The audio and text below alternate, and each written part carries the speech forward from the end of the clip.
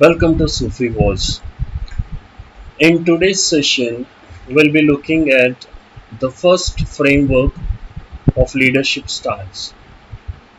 In yesterday's session, we had discussed about different leadership framework styles, which a leader will choose according to the situation. In yesterday's session, we had discussed about briefly about autocratic leadership, bureaucratic leadership framework, democratic leadership framework, and we had looked in charismatic framework in detail. In today's session, we'll start with autocratic framework. Now, there had been a lot of research going on in the past. We can say the first or the earliest research on skills was started in the year 1930s. Okay, and during that time, there was a lot of work that had been done on autocratic leadership style. Now, what exactly happens in autocratic leadership framework? As we have discussed yesterday, in autocratic leadership framework, leader plays the major role. Means it is a leader centric decision making, or in this case, leader keeps all the powers in his hands. Whatever the leader says, the team members are supposed to follow and get along with the work. Very little, or let us say no inputs from the team members. Here the whole and sole power is in the hands of leader. Now, this sort of framework may work in a situation where a decision has to be taken immediately. Okay. Now, who will be the most informed person to take the decision? Definitely, the leader will be the most informed person because he will have all the information to take a valid decision. Okay. Now, in this case, here leader plays a vital role in autocratic leadership skills. Here, since he has the basic information with him, and there is no much time to wait or to discuss and arrive at a point, in such scenarios, in such situations, this autocratic leadership framework will do a lot of good, because there is no in the first case there is no point of inputs from the team members. It's almost one way communication. Leader gives very crystal clear instructions, and the team members have to follow the instructions and get the work done.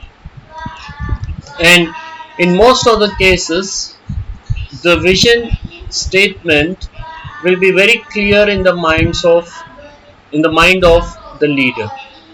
So that is also an advantage when it comes to autocratic leadership style.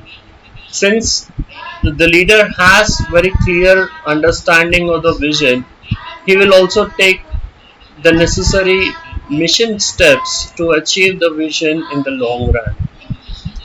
So in a situation where there is time constraint, where they don't have much time, so in that case, definitely autocratic leadership is a good way to adopt and implement within the team.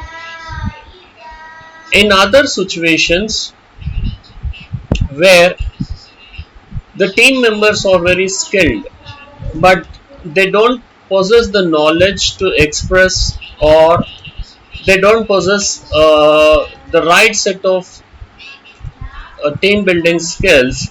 So in that case, in that scenario also, autocratic type of leadership will be of much advantage, because The team members are skilled, they know how to do the work, but still they need someone to guide them. And in this case, an autocratic leader may be getting a maximum, if maximum production, maximum productivity from the team that are highly skilled. So wherever the team members are not educated, okay, like in a case of production where experienced people are involved, then if you ask them about administration, they may not be of much help. But if you give them crystal clear instructions how they can improvise their work and how they have to complete the work in stipulated time, then definitely it yields a very good results. Okay. Now, when what happens in this case is, since the power lies, or in the case of autocratic leadership framework, the whole and sole power lies in the hands of leader. And when the power lies in the hands of leader, it becomes one-to-one communication with the team members. So when it becomes an one-to-one communication with the team members, so what happens? No one can escape. Whatever the work that has been assigned to the team member, hook or crook, the team member has to complete it. Why?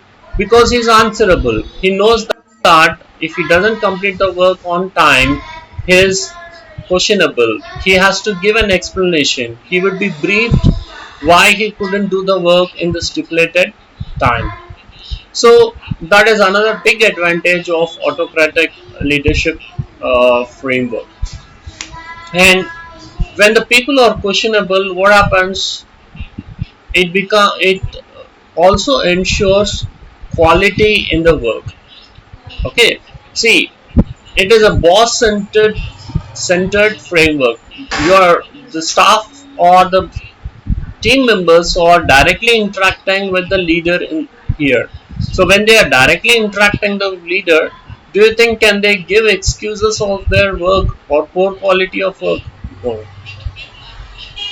They will have to be very careful as far as the work is concerned to give maximum results, and that to maximum positive results. It becomes a situation, if the work is not properly done, then they may have to lose their job. So always it creates a sort of pressure in the minds of the team members. From management's point of view, autocratic leadership framework may be good, but on the other side, if you look at it from team members' point of view, just imagine if you're one among the team where the leader has adopted autocratic leadership approach while dealing with the team members. Then what happens?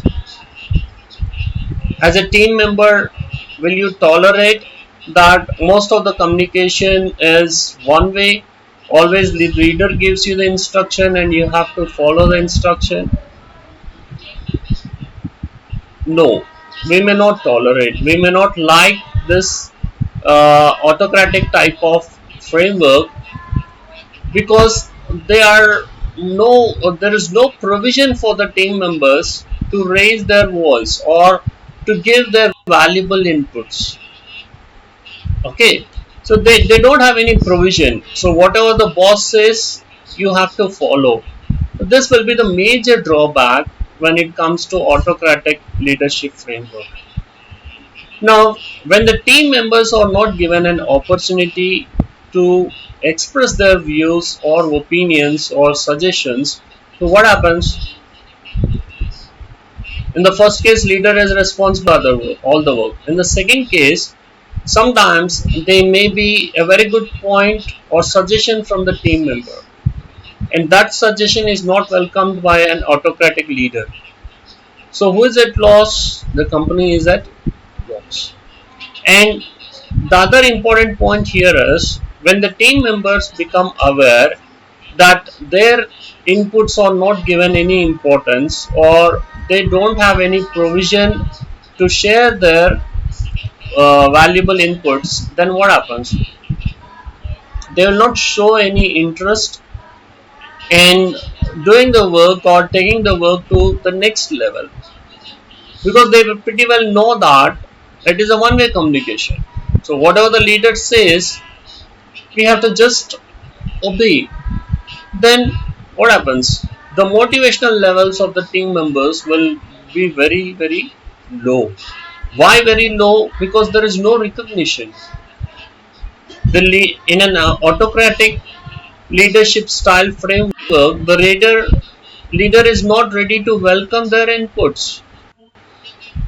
He's just giving a passive. They are just to there take up the instructions.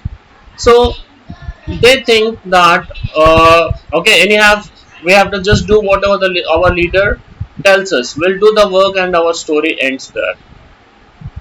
They will not take the extra mile to take the company to the next level. Okay, so this somehow restricts or makes their motivation levels lower.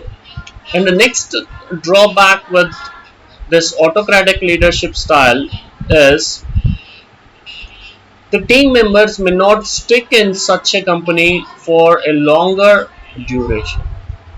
Why not for a longer duration? Obviously, everyone wishes to have success in his life. He likes to climb the ladder of success, isn't it? But unfortunately, in autocratic leadership form of framework, a team member never gets a chance to open his mouth. So when he is not getting any chance to share his views or opinions, so he feels that his career is at risk. His work may be appreciated, he would get a good salary, that's a different thing. Okay, but somewhere when it comes to job satisfaction, the job satisfaction factor may be less in autocratic leadership style. Only someone who is in the top position, they will enjoy all the benefits. The team members' efforts may or may not be properly addressed. So it brings in a form of insecurity among the team members that their career, they may not have a progressive career working under an autocratic leadership framework. So they may not stay with stay under such a leader for a longer duration. No doubt, this autocratic leadership framework does marvelous work when applied on small groups or on small teams. But the same autocratic principles, when you magnify them, when you try to apply them on a larger volume or on a larger group, then the results may not be that good. Now, why the results may not be that good, or why autocratic leadership framework works with a larger group in the sense, when the group is small, definitely the leader will be able to take all the minute details of the staff and all the things, and he will be able to focus better. Now, as the group evolves, what happens? Definitely, responsibilities will increase. The leader has to focus more. One man has to do, or it almost becomes an one man show. He has to be there at all the places, and dealing dealing 10 people within a team using an autocratic leadership framework may be easy, but just imagine dealing 500 people using autocratic leadership framework. However competitive, however efficient, however skilled the leader may be, it is quite possible that somewhere or the other he may commit a mistake, and that mistake may prove uh, heavy to the company in the long run.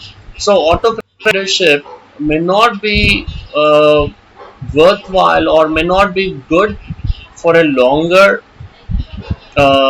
big organizations or for a big for the evolution of the organization. Then other drawback is here in autocratic leadership framework there is no intention of the leader to develop his subordinates as the future leaders, which is very important for the evolution of a company, for the expansion of a company, isn't it? So every company starts with a leader, and definitely it has to evolve as a very big gigantic company one or the other day. For that, one leader cannot run all the show. He definitely needs the support of eminent and efficient leaders working below him. Unfortunately, this autocratic leadership style doesn't address any solution for the expansion of the company. Okay, but still, autocratic leadership skill may be there to some extent in few organizations at the top level. Okay, and before we wind up today's session, let us talk about communication approach. So what sort of communication happens or takes place in autocratic leadership style? So obviously from where the instructions are coming, the leadership instructions are coming from the leader.